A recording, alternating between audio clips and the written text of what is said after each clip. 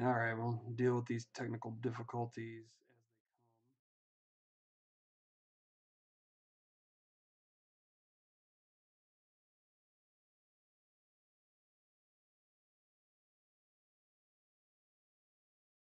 they come. Hello, there I am. Alright.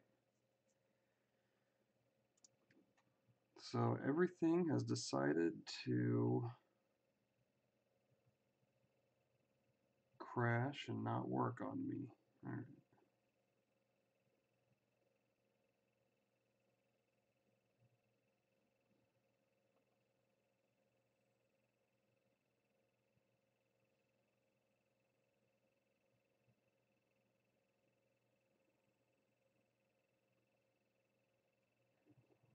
Alright, well, I guess we're just gonna have to deal with 20 frames per second average. Ugh, 16 frames per second. It is what it is. This is hotel Wi-Fi.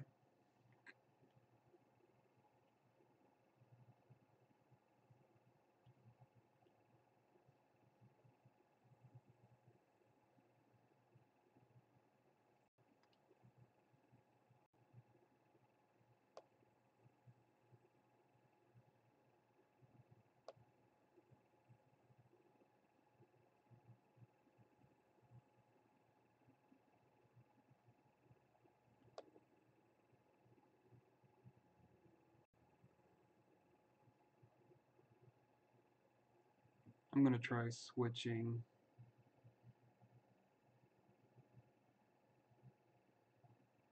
to a different internet provider. Hopefully that helps.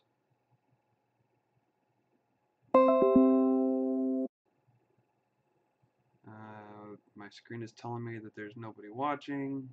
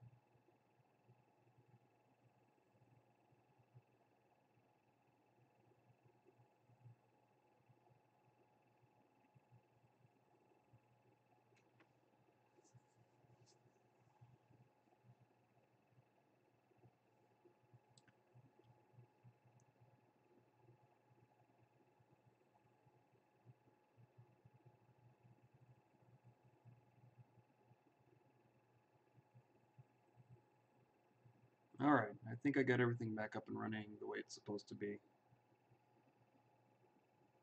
Some technical difficulties. I made the mistake of connecting to the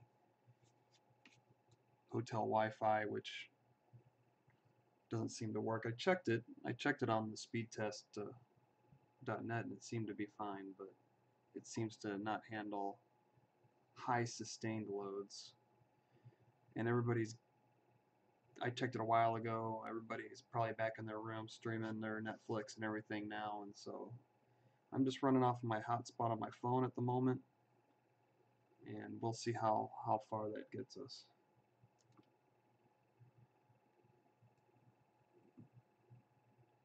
Anything gets weird on your end, you just type in chat, let me know.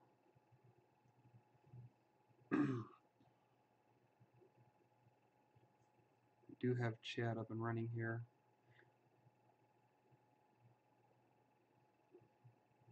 Let's see. Get it a little bit more. I'm not running a dual screen setup right now because of my current situation. um, here in the hotel, but I've got something set up here. I can monitor my feed here and monitor chat at the same time.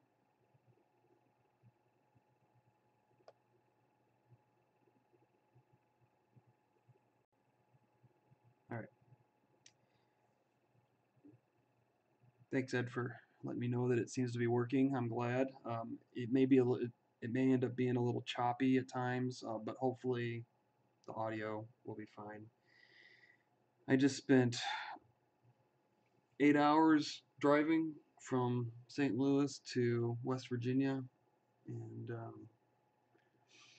it wasn't terrible. In my opinion, it's better than flying.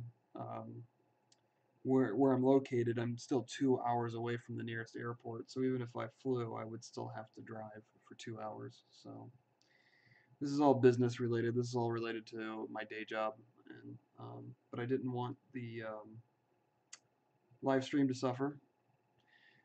Even if it's just me checking in and saying hey to you guys, I'm pretty determined to have this live stream consistently start at 8:30 every Tuesday. Um, and so I may not have a whole lot to talk about, but I'm gonna go ahead and just start talking and um, you know, chime in chat if anything goes wrong, and I'll try to fix it as that time comes. So anyway, so like I said, I'm in West Virginia right now. Um, over this past week, you may have seen on my channel, I released a video about a cutting board that I made, and the title, or the, I don't know, the title is just a custom cutting board.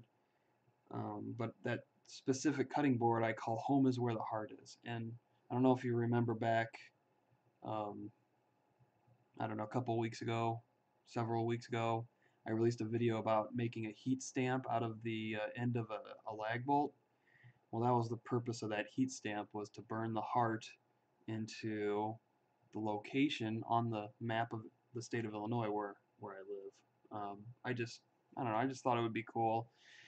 I thought it would be a big seller in my area, you know, but nobody was interested. Maybe I priced it too high, but um, my market here where I live isn't a great market for any type of good or fine woodworking, and there's lots of competition out there with the what I would call the hack and slash types, you know, the ones that just throw together construction lumber projects and charge like dirt cheap prices for them, and most people don't know the difference. And I understand that most people don't know the difference, and I'm okay with that. You know, I'm not looking I'm not looking for customers that are wanting to spend the least amount of money for something. I'm looking for customers that understand what quality is. And I do find them occasionally, and they help. There's just not a whole lot of them yet, or I haven't built the right network yet of those types of customers. And that will come with time, and it comes with effort. And I don't put a lot of effort in marketing myself because it having a day job like I do and only doing this woodworking in my spare time, and I share that spare time with my family. Obviously, I have church responsibilities, I have Boy Scout responsibilities, um, and then I do the YouTube thing as well. You know, so my spare time gets filled up rather quickly, and so something will suffer if I get too much work at one time. And so I kind of pick and choose my projects, and lately I've been spending my time working on projects around the house. And so I have a Instagram and a Twitter and a Facebook page. Instagram is the one I'm most active on, and anytime I'm working on something, I tend to snap a picture of it. If you follow my Instagram, you will see um, my most recent thing that I installed in my home, which was a set of floating shelves. Uh, and they were kind of like prototypes. I was trying an idea out, and I'd say the success rate, I'd probably give it like a 7 out of 10. I think it worked the way I designed it worked, but the load rating is iffy, um, which I guess is expected for floating shelves. I'm not sure. I'm just waiting for one of my kids to accidentally rip one of them out of the wall, um, and I wouldn't even be able to get mad because I know that that's bound to happen. Um, so that was the project that I finished this week. The video that I released this week was something that I actually filmed before Christmas. I've got tons and tons of footage. I just, like I said in the past, I just don't have the time to actually edit the footage. And I could stop woodworking today and I probably would still have 6 months worth of footage that I could be releasing weekly videos on, and so I wouldn't miss out. Uh, the motivation tends to run out when it comes to time to actually edit the video, and I still haven't found what style I like best, you know. And a lot of people have already claimed certain styles. You know, there's the Jimmy DiResta style where it shows the whole process from beginning to end and it's just super sped up, but it shows pretty much everything. I've done that before. There's the narration style, you know, that you'd see people like the Wood Whisperer or Jay Bates do. And I've done that. And then there is the music video style, I guess you could call it, where I kind of synchronize my clips to the music videos, and that's like this latest one. Or I synchronize my clips to the music to make the video.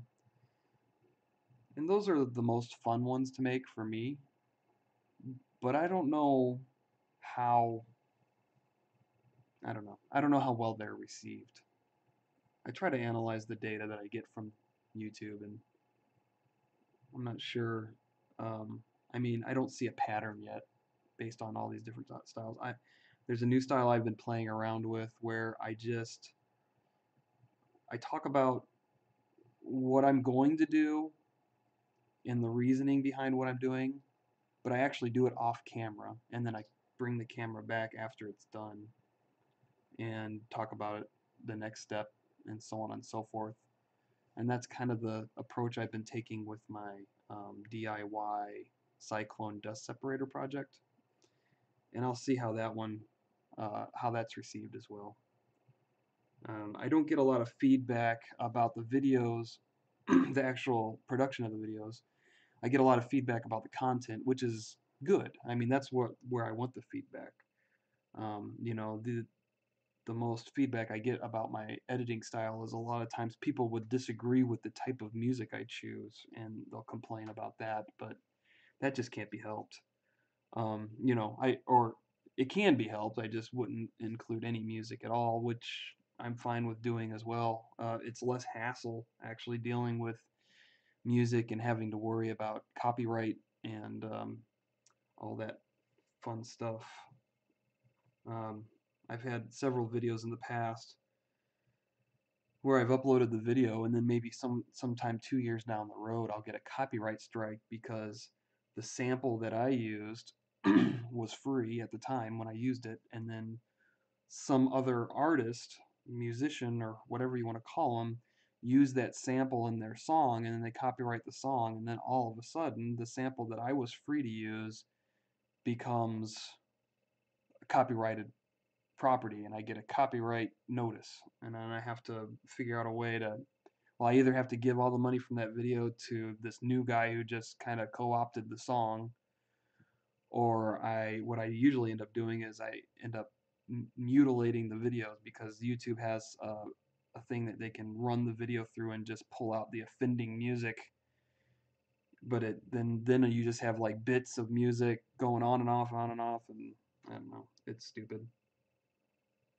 I wish there was an easier way for them to let us use music on YouTube. All right. So I was thinking about, I've got a really good idea for a project that I want to design. I'm not going to design it live, and I've got a good reason for that. There's been a couple of occasions already where um, some of the content of my video has been um, I don't know how to explain it, I guess. I talked about this last week a little bit. I made a video about three-way panel clamps that I had kind of just come up, my own idea. I know that a three-way clamp is probably not a new idea out there, but I came up with my own, solution to the problem. And I built them and I put them out there, and then like 2 weeks later, a huge YouTuber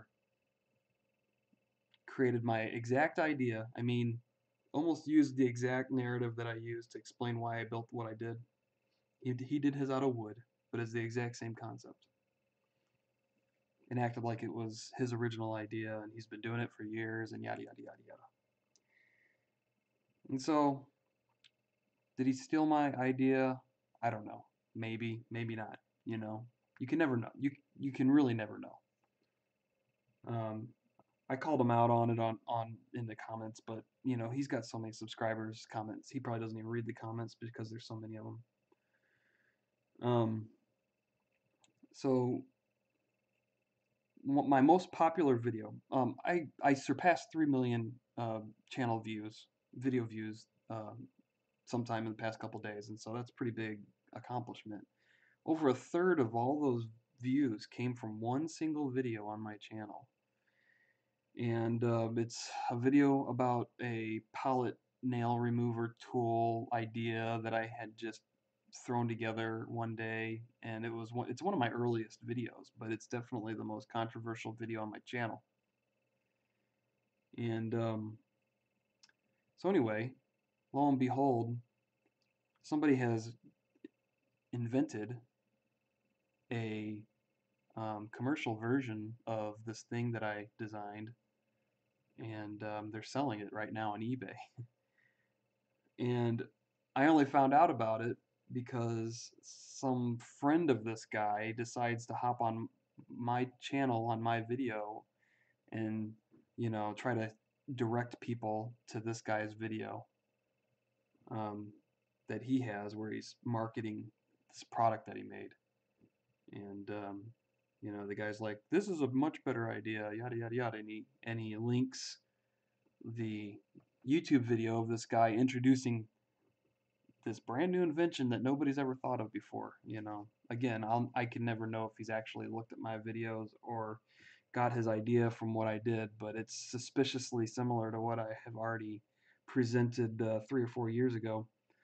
And I'm not saying this because I'm mad that somebody has taken my idea and maybe improved on it. I just would like credit if credit is due. I don't even want, if it ends up being something where something I made inspired him to create this tool. Yeah, I don't want royalties or anything like that. But if I did truly inspire somebody to invent something and then bring it to market, I'd like a little bit of credit. It would be nice. But probably never going to happen. Not in the today's world of this, everybody having to have their ideas, seem original. So anyway, I just commented to him. I didn't comment to the guy who invented the thing and made a video about the thing because I have no idea if he copied me or not. But and I have no patent claim, I have no copyright or anything on any of that, so it's not like the guy did anything wrong. My issue is more with the guy who decided to, plaster the video link all over one of my videos, because that's just bad YouTube etiquette anyway. So anyway, I responded back to that guy, the guy who left the comment. I was just like, well, I hear that imitation is the sincerest form of flattery, and so consider me flattered. And I just left it at that. All right.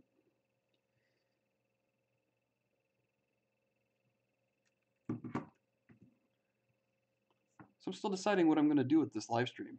I think what I'd like to do is kind of do like a review of some of the most interesting YouTube videos I've encountered in the past week, and just have it as a section. I don't want to have it dominate the whole live stream. I like the talking portion of the live stream, and you know, I think I'd like to add that to just add a little variety to the live stream, just kind of review and maybe point viewers to new YouTubers or interesting YouTubers. And then maybe a little bit of design. Oh, I guess I never kind of went full circle with that story. So that's the reason why I've got this really, what I think is a really neat idea that I'm going to attempt.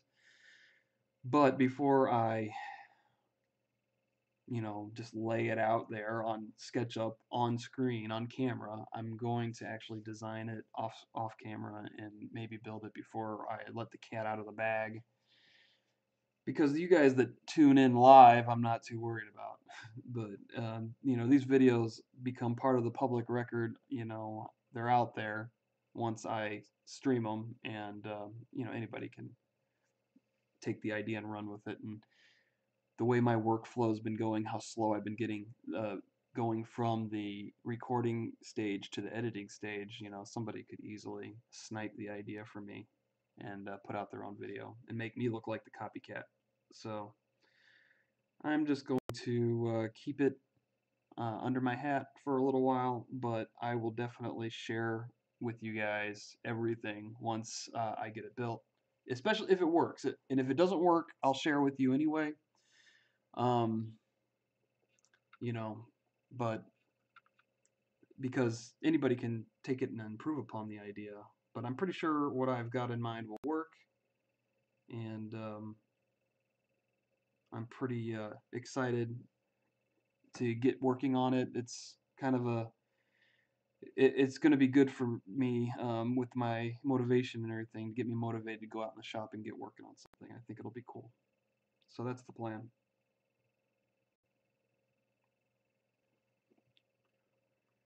All right.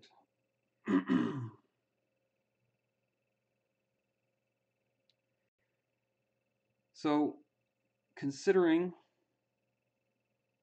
the location of this live stream, I'm not going to be doing any shop work as a result. I'm going to probably cut this live stream a little short. I think the last couple live streams have been around an hour long, and this one I'm going to probably cut it off right at about a half hour. Just because I've been driving all day, I'm a little tired. And I don't have a lot to talk about. I mean, I could talk about whatever, especially if somebody out there has a question. Um, you know, I love just talking about making, fixing, woodworking, things like that. But it requires input from the audience in order to keep that conversation going. And that's fine. If I don't get anything in the chat, my feelings are not hurt. I'm going to be back next week at the exact same time, 8:30 Central Standard Time, and I'm going to be doing this until I figure it's not worth it anymore, or I find something better to do during that time, or whatever the case may be. You can go ahead, and if you're watching this after the fact, you can leave a comment below and let me know what you think about this format. If it's too boring, that's fine. Let me know. I want to know these things, because I don't want to waste your time, and I don't want to waste my time. But if you like just talking about general woodworking and YouTube and everything else, that's fine too. But it's a little bit easier to do this in the shop, where I can actually kind of just show you, this is what I'm working on, and not in a hotel room. I mean, the best I can do, is take my phone here and bring up Instagram. I mean, I could do this with the computer too, the streaming computer, if I had planned ahead for it, you know. But I can show you, here's those floating shelves that I made. They sit in a corner, you know. So, anyway, I want to thank everybody for stopping by. And if you are watching this as a rerun on my YouTube channel, don't forget to like and subscribe. My weekly regular video releases are definitely much more interesting material than me just sitting around talking about woodworking. But if you're inclined to have a chat about woodworking topics and making and fixing, I'm also all ears, and I'm here every Tuesday night, 8:30 Central Standard Time. Thanks again for stopping by, and I will see you guys next time.